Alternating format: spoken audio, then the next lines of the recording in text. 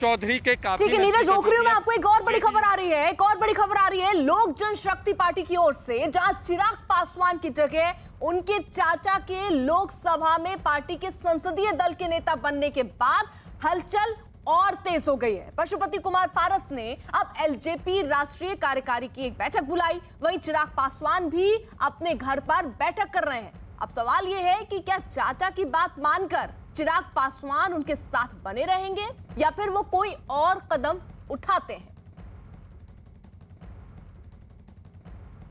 LJP में टूट के बाद पटना के इस प्रदेश कार्यालय में किसी को भी अंदर जाने की इजाजत नहीं है और जो लोग भी पहुंच रहे हैं सिर्फ बाहर से उनको वापस लौटना पड़ रहा है। सीधे तौर पर दिल्ली से फोन कर यह मना किया गया है कि कोई भी आदमी अंदर नहीं जा सकता है। ऐसे में तस्वीरों में आप साफ तौर पर देख सकते हैं गेट बंद है। यहाँ पर पहुँचे हैं प्रदेश प्रवक्ता जो गेट के बाहर खड़े होकर इंतज़ार कर रहे हैं। ये बताइए, आप पहुँचे हैं, अंदर जाने की इजाज़त नहीं है और अब तो एलजेपी पर पशुपति कुमार पारस का कब्जा हो गया है। किस तरह से इसको देखते हैं? कब्जा नहीं, कोई अब षड्यंत्र करके कब्जा कर ले तो ये पार्टी आदरणीय स्वर्गीय रामविलास पासवान जी के द्वारा बनाई गई पार्टी थी और जो तमाम जो अगर कोई कहता है कि बेटा को विरासत में दे दिया गया है तो चिराग पासवान जी तो अपना ताकत का एहसास करा दिए। जो वर्तमान मुख्यमंत्री है, बिहार में सत्ताधीन पार्टी थी और उनको 70 सीटों से 42 सीटों पर ला करके छोड़ दिया, तो एक ताकत है, उनके साथ वोटर खड़ा है। तो इसी ताकत से जो लोग हैं, जेडीयू के लोग घबरा गए हैं और भीतर घात कर करके और पशुपति पारस जी को कटप्पा बना कर करके और उनके पीठ पे तलवार घोंपने का काम किया।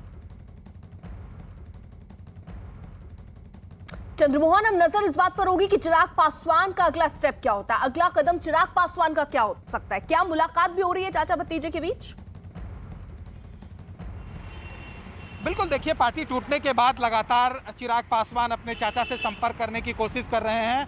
कल वो घंटों जाकर उनके घर में इंतजार किए लेकिन मुलाकात नहीं हो पाई क्योंकि बात इतनी आगे बढ़ गई है कि शायद अब पशुपति पारस के लिए वापस लौटना मुमकिन नहीं है। हम अभी मौजूद हैं पटना के इस एलजेपी के प्रदेश कार्यालय में। सबसे बड़ी बात यह है कि कल से दिल्ली से एक फ़ोन आया और उसके बाद किसी के भी अंदर जाने पर रोक लगा दी गई है और जो खासकर चिराग के समर्थक हैं, चिराग पासवान के समर्थक हैं, वो बाहर पहुंचते हैं, गेट खुलवाने की कोशिश करते हैं, अंदर जाने की कोशिश करते हैं, लेकिन उनको अंदर जाने की इजाज़त नहीं है। अमर आज़ाद यहाँ पर पहुँचे हैं जो प्रदेश प्रवक्ता भी हैं और चिराग पासवान के साथ खड़े हैं। तो ऐसे में हम इनसे जानने की कोशिश कर रहे हैं कि आखिर ये इजाज़त कब तक नहीं मिलेगी अंदर जाने का।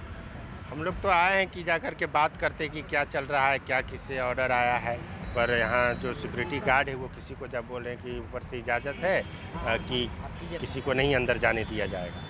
तो देखिए, हम लोग हैं चिराग जी के साथ हैं और जो लोक जनशक्ति ठीक है चंद्रमोहन, जरूर रहिए आप साथ। जल्दी से जान लेते हैं नीरज से भी। नीरज, ये जो हलचल चल रही है एलजेपी के भीतर, इसको लेकर किसी दूसरी पार्टियों का भी कोई रिएक्शन आया अभी तक?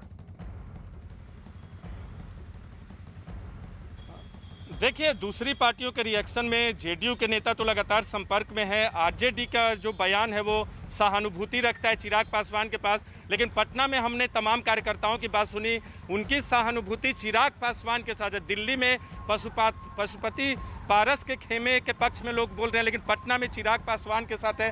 12 जनपद पे रामविलास पासवान का आवास है, यहाँ हम लोग मौजूद हैं। और अब से थोड़ी देर पहले सौरभ पांडे जो कि चिराग पासवान के सलाहकार भी हैं और मीडिया को भी देखते, वो यहाँ आए हैं। आज तीसरा दिन है एलजेपी की लड़ाई का और अंदर आपको दिखाना चाहेंगे अपने कैमरा पर्सन विकास से। आपको सामने गाड़ी दिख रही होगी चिराग पासवान की। चिराग पासवान इसी गाड़ी से कल पहुँचे थे पशुपति पारस के घर और इस वक्त अंदर एक बैठक चल रही है। एक दो दूसरे कार्यकर्ता भी पहुंचे हैं। तो चिराग पासवान अपनी आगे की रणनीति बना रहे होंगे। आज की तारीख में एलजेपी के अध्यक्ष वो हैं, लेकिन आगे कैसे अपनी दावेदारी पार्टी के अंदर रखते हैं, क्योंकि पटना में जिस तरह से कार्यकर्ताओं के बारे में कार्यकर्ताओं से हमने सुना कि चिराग पासवान के पक्ष में वो बोल रहे थे। हालांकि पार्टी के 6 सांसदों में से 5 सांसद ने एलजेपी पर दावा किया है। संसदीय दल के नेता के तौर पर पशुपति पारस की नियुक्ति हो चुकी है, लेकिन चिराग पासवान कैसे अपने आप को बिहार की सियासत में अब अपनी दस्तक देते हैं, ये देखना बहुत ही महत्वपूर्ण होगा। हालांकि कल वो 1.5 घंटे के लिए ज़रूर पहुंचे थे पशुपति पारस के आवास पे, लेकिन कोई मुलाकात नहीं हो पाई थी। लेकिन राजनीतिक राजनीतिक कदम क्या आगे बढ़ाते हैं, ये अब चिराग पासवान पे बिल्कुल, नजर यानी है। देखना होगा कि अब क्या